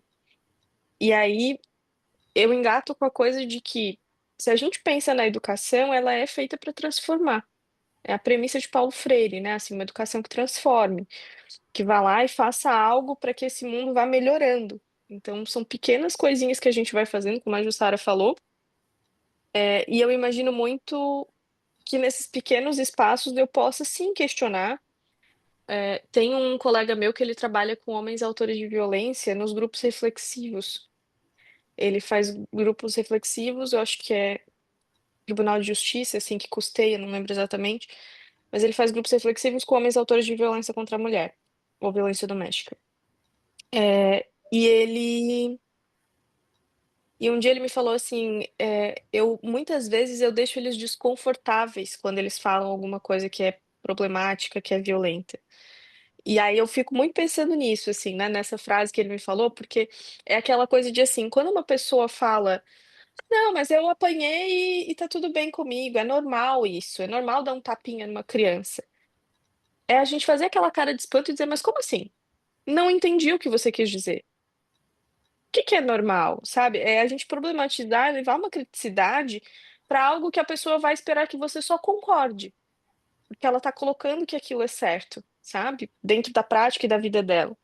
Então, às vezes eu parei de fazer, e claro, né, gente, tô falando muito de um lugar onde a gente não esteja sendo ameaçado, né? Porque eu dentro do Uber, se o Uber fala alguma coisa dessas, eu tenho medo de questionar em Uhum. alguns momentos por uma questão de segurança. Mas em outros não, assim, quando são pessoas principalmente que a gente tem uma abertura para conversar e que você percebe que pode ter algum movimento, eu acho que é importante a gente questionar e problematizar, pensando na sociedade mesmo e no que a gente está construindo para o futuro, assim, né? Para essas pessoas também entenderem que o que elas viveram foi violência e que não estava certo, né? Enfim. Enquanto o José ele ia falando, me veio aquela frase de Moreno, vocês vão me ajudar a lembrar. Existem palavras sábias, mas a sabedoria não é suficiente. O que falta é ação. É de Moreno essa frase? Ou de Zerca? É de Moreno, né? E aí me vem a questão sobre as leis, né? Porque a lei por si só ela não basta, né? É importante a prática, né? O ECA tá aqui, lindo, maravilhoso, né? A criança é nossa prioridade absoluta, como o José falou, né? É dever de todos, né? É dever da sociedade, da comunidade em geral. E o que eu vivi, né, nessa pesquisa, as coisas que eu vi e ouvi, a sociedade, profissionais que julgaram, que se omitiram. O que foi mais doloroso para mim foi ver, né, que quem sofre com tudo isso são justamente quem deveria ser a nossa prioridade absoluta, que são as crianças. Crianças que perdem histórias, vínculos, oportunidades por conta de um sistema que muitas das vezes nem tenta, sabe? Já julga, né? Então, eu acredito também que seria muito importante se desse uma conclusão para essa pesquisa é sobre a rede de apoio, assim, também. Acho que eu até citei ali sobre a importância também de trabalhar a rede de apoio dessas famílias que muitas das vezes estão sozinhas, né, sem ninguém. E a família tá ali julgando também, sabe? Enfim, já fui para um outro viés aqui, então. Gente, eu tô aqui me segurando em vários momentos aqui. mas segurando em conclusões, enfim, em aspectos que me trouxeram aí também durante todas as falas, né? Eu vou aproveitar que a gente está inspirado em frases, né? Conforme você foi falando, Sandra, e é muito, enfim, é talvez até clichê, né? Mas me veio, enfim, o ditado que se popularizou muito também nos últimos tempos, né? E retomou, enfim, que é o famoso ditado, né? Preciso toda uma aldeia para se educar uma criança, né? Ou para cuidar de uma criança, enfim, não lembro exatamente a palavra correta aí. E eu acho que muito inspirado nisso, o trabalho de vocês, né, os trabalhos, na verdade, acho que inclui bastante aí também o trabalho da Marielle, é um convite para que a gente construa uma aldeia em si, né? Para o processo da educação de forma geral, para o processo de uma criação de uma criança. E em muitos momentos também, acho que foi muito numa ponte que, que a Jussara trouxe também, da educação infantil em si. Eu acho que a partir do momento que a gente lida com uma educação no processo de ensino-aprendizagem de adultos, muitas vezes se perde a espontaneidade da criança que está ali aprendendo, né? E é curioso porque até já fazendo outras ligações, essa espontaneidade eu acho que a Ana Beatriz acabou saindo, uma pena, mas é essa espontaneidade também que a gente convida ela, por exemplo, a se inserir no psicodrama ou a qualquer pessoa a aprender qualquer coisa, né? Em cima do que a temática é extremamente importante para que a gente se inspire e se sinta bem para poder fazer e aprender com aquilo, né? Então, acho que é, me trouxe né, nesse ensejo aí final muito a questão da gente procurar essa espontaneidade, essa vontade de fazer, né? Para que a gente possa aprender e mudar o mundo de forma geral também, né? Então, eu acho que a gente está tendo uma sexta-feira à noite extremamente inspiradora, extremamente. No começo até pensei que um vinho podia acompanhar muito bem, para a gente se aquecer melhor ainda. Mas é totalmente dispensável porque foi uma conversa, um papo delicioso. Acho que não só a questão do quão agregador foi, mas acho que a leveza que vocês trouxeram o tema, o que vocês instigaram a gente também, não só a se aprofundar ali em cima do que vocês escreveram, mas a gente a se inspirar, a ser também agentes transformadores na sociedade também de forma geral. Acho que isso foi um ganho gigantesco e honrado. Obrigado de novo, Gabi, pelo convite, pela oportunidade de estar aqui, porque assistir tudo isso de camarote assim que. Aí eu vou trocar o vinho. Eu queria mesmo uma pipoquinha aqui, para eu ficar aqui só admirando também. Obrigada Dá para também, falar Leandro. aí? Pode falar, Sara. Rapidinho. Como o Leandro falou, assim, acho que fomos presenteados, né, nessa sexta-feira, quase terminando o mês de junho, e eu não conhecia vocês, mas assim fico extremamente agradecida. E me chamou muita atenção a primeira fala do Leandro, uma das primeiras aí, que ele vive o psicodrama, né? E a princípio eu não entendi muito bem como que era esse viver. E aí a Gabriela foi assim maravilhosa na explicação que você falou, que principalmente em relação ao contrapapel, né? Que sempre você pensa, nossa, se meu marido está agindo assim, por que será? Como que eu estou como esposa, né? Então, para mim, ficou muito claro em relação ao contrapapel e também os clusters, né? Então, eu achei assim, acrescentou demais para mim, Gabriela, a tua explicação, viu? E só tenho a agradecer, Leandro, Gabriela, Sandriele, Marielle, né? Então, e José Maria, Ana Beatriz, eu acho que é a soma, né? A soma dos esforços que vale tudo, né, na nossa vida aí. Eu só tenho a agradecer. Obrigado. Obrigada. Obrigada também, Jussara. Bom, eu agradeço a presença de todo mundo, especialmente do Leandro pela condução. Eu sou muito fã do Leandro e ele topa as minhas loucuras, né? Então, ele topou aí de última hora, me socorreu, e fez uma excelente condução. Então, te agradeço de coração, Lê. É muito bom trocar contigo.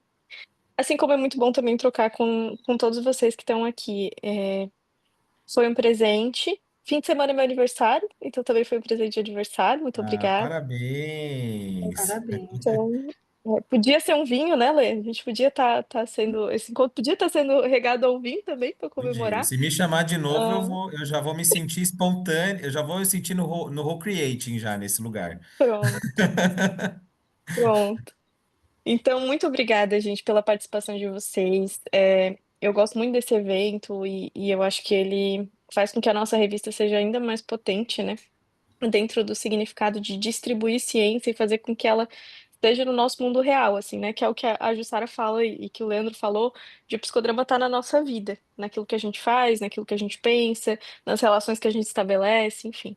Então, muito obrigada pela presença de todo mundo. Espero vocês aqui no encontro do mês que vem, né? E muito obrigada também às autoras por submeterem a revista. Então, estão convidados sempre a submeter de novo, de novo, de novo. E para quem estiver assistindo no YouTube também, fiquem sempre convidados a submeter para a revista e estar aqui com a gente também na Revista Viva. Gente, uma boa noite, super beijo para todo mundo. Nos Boa encontramos noite. por aí. Até Obrigada. mais. Até. Tchau, tchau.